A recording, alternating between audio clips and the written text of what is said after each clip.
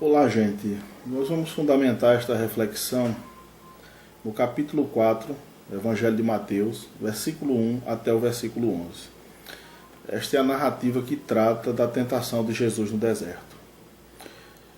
A narrativa começa da seguinte maneira: então Jesus foi levado pelo Espírito ao deserto para ser tentado pelo diabo.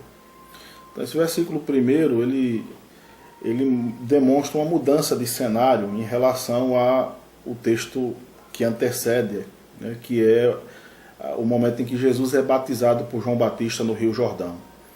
Então, o Espírito desloca Jesus do Rio Jordão até o deserto. Então, essa mudança de cenário serve como um indicativo de que uma nova história, uma nova narrativa vai ser iniciada daqui para frente.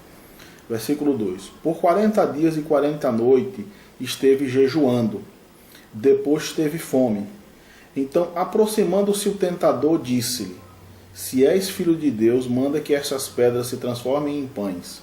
Mas Jesus respondeu: está escrito, não só de pão vive o homem, mas de toda a palavra que sai da boca de Deus. Então, essa é a primeira tentação, né? Se és filho de Deus, manda que essas pedras se transformem em pães. A resposta de Jesus é uma citação de Deuteronômio capítulo 8 e versículo 3, que é um texto que possui uma clara relação de intertextualidade com esse texto e também de interdiscursividade. São dois termos da linguística textual, né? Intertextualidade é quando um texto retoma um outro texto. Interdiscursividade é quando o texto retoma temas de outro texto. Neste caso, um tema que se sobressai aqui em ambos os textos é este de alguém ser levado a uma situação extrema para ser testado, para ser provado. Aí nós temos lá atrás 40 anos, aqui nós temos 40 dias. Eu vou ler Deuteronômio capítulo 8, do versículo 1 ao versículo 3, para que tenhamos um entendimento do significado dessa expressão, não só de pão vive o homem, mas de toda a palavra que procede da boca de Deus. Então, Deuteronômio 8, do versículo 1 até o versículo 3, entendermos melhor a passagem. Diz assim, versículo 1, Deuteronômio 8: observareis todos os mandamentos que hoje vos ordeno cumprir, para que vivais e vos multipliqueis e entreis e possuais a terra que Yahvé sob juramento prometeu a vossos pais. Lembra-te, porém, de todo o caminho que Yahvé teu Deus te fez percorrer durante 40 anos no deserto, a fim de humilhar-te, tentar-te e conhecer o que tinhas no coração. Irias observar os seus mandamentos ou não? Ele te humilhou, fez com que sentisses fome e te alimentou com o maná que tu nem teus pais conheciam, para te mostrar que o homem não vive apenas de pão, mas que o homem vive de tudo aquilo que procede da boca de Yahvé. Então, tudo aquilo que procede da boca de Yahvé, ou tudo aquilo que sai da boca de Deus, como está em Mateus capítulo 4, neste caso não é a Sagrada Escritura, mas sim o fato de Deus exercer o domínio ou o governo sobre tudo quanto acontece. É o que na teologia cristã a gente chama de providência. Então, em Deuteronômio diz: olha, vocês estão há 40 anos nesse deserto, eu fiz com que vocês tivessem fome, para que na hora que vocês estavam com fome eu enviei o maná, para suprir a necessidade de alimento de vocês, para que vocês compreendessem que não é por causa do pão que vocês estão vivos. Na sequência do Deuteronômio 8, o versículo 4 diz assim: as vestes que usavas não se envelheceram, nem teu pé te inchou durante esses 40 anos. Então ele diz: olha, não são os recursos materiais que garantem a sobrevivência de vocês, mas o fato de eu dispor, de eu controlar todos os acontecimentos.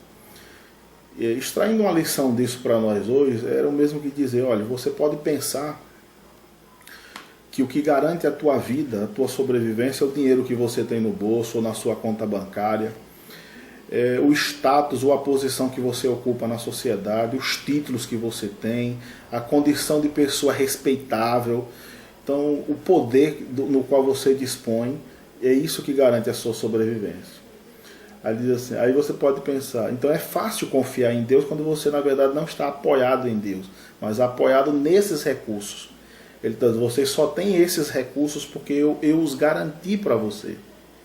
Eu garanti o dinheiro, o status, o emprego, as condições que você tem, mas não é nelas que você tem que se apoiar, vocês têm que se apoiar em mim. Então é isso que Jesus está dizendo, não é do pão que eu preciso, mas do próprio Deus que pode prover o pão. Não é do dinheiro, mas de Deus que pode prover o dinheiro ou todos os outros recursos para a sobrevivência. Agora vejamos, Mateus 4, versículo 5, segunda tentação. Então o diabo levou a cidade santa e o colocou sobre o pináculo do templo e disse, se és filho de Deus, atira-te para baixo, porque está escrito. Aí o diabo tenta Jesus usando agora um texto da Escritura, já que Jesus o respondeu citando a Escritura. O diabo cita um trecho do Salmo 91. Ele dará ordem a seus anjos a teu respeito, e eles te tomarão pelas mãos para que não tropeces em nenhuma pedra. Respondeu-lhe Jesus, também está escrito, não tentarás ao Senhor teu Deus. No texto, Jesus foi levado para ser tentado no deserto. Ele está sendo provado. Ele vai e retoma elementos, o texto retoma elementos de Deuteronômio, que o povo também está no deserto por 40 anos para ser provado. Lá em Deuteronômio é dito que aquela provação, ela objetivava revelar o que estava no coração do povo, se eles obedeceriam ou não aos mandamentos. Mas revelar para quem? Sim, se compreende que Deus, sendo Deus, é conhecedor de todas as coisas, então ele já sabia do conteúdo do coração das pessoas. Mas são as próprias pessoas que não conhecem ou não têm ciência do que está em seus próprios corações. Então, essa provação, ela tem como objetivo nos conduzir por uma jornada de autoconhecimento, de nos fazer cientes das nossas próprias fraquezas, dos nossos próprios limites, da nossa própria maldade ou da nossa capacidade de resistir ao mal. Então, toda aprovação é uma jornada de autoconhecimento. Mas Jesus diz ao diabo, eu não preciso submeter Deus a prova alguma teste, alguma tentação alguma, porque eu creio nele, independente disso. Então essa segunda tentação, ela quer colocar em xeque a primeira resposta dada. Já que você está dizendo que não vive só de pão, porque você confia na providência divina, você não está apoiado nos recursos materiais, nas coisas deste mundo, mas no próprio Deus. Aí ele diz, então faça isso, lança-te daqui do pináculo do templo para baixo, para que os anjos venham te amparar no ar, né, e não permita que você chegue ao chão. Ele diz, eu não preciso submetê-lo a essa prova para continuar acreditando nele. Eu creio nele, mesmo se todos os recursos faltarem.